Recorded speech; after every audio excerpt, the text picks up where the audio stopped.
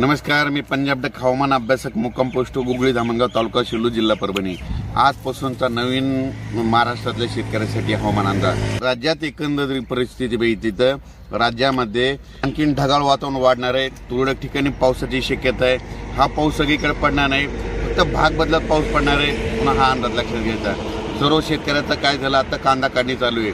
सर्व शेतकऱ्याला सांगू इच्छितो काय झालं की कांद्याला ह्या पावसामुळे खूप नुकसान व्हायले, म्हणून शेतकऱ्यांनी काय करायचं, जसे वेळ भेटेल तसं कांद्याची आपण काढायचं आणि तसं झाकून ठेवण्याची तयारी ठेवा।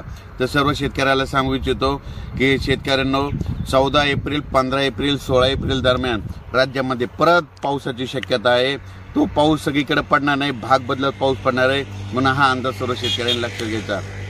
राज्यात एकंदरीत परिस्थिती बघितली तर राज्यामध्ये काय झालं, आता 6, 7, 8, 9 ला खूप पाऊस झाला आणि सर्व शेतकऱ्याचं खूप अतोनात नुकसान झालं।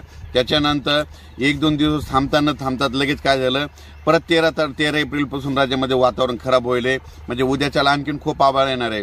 तुरळक ठिकाणी म्हणजे ढगाळ वातावरण, थोडाफार पाऊस पडणार आहे, पण हा पाऊस सगळीकडे सर्वदूर नसणार आहे, भाग बदलत पडणार आहे। म्हणून हा सर्व शेतकऱ्यांनी अंदाज लक्षात घ्या।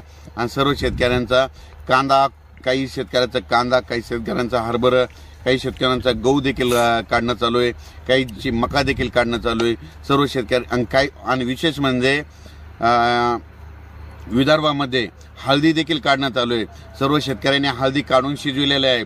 त्या सर्व शेतकऱ्यांनी काय करा, तुम्ही 14, 15 आणि 16 एप्रिलला तुम्ही तुमच्या हळदी झाकून ठेवा, कारण की 14, 15, 16 एप्रिल दरम्यान राज्यामध्ये पाऊस पडणार आहे, म्हणून हा अंदाज लक्षात घ्यायचा। तर हा झाला म्हणजे 4-5 दिवसाचा अंदाज।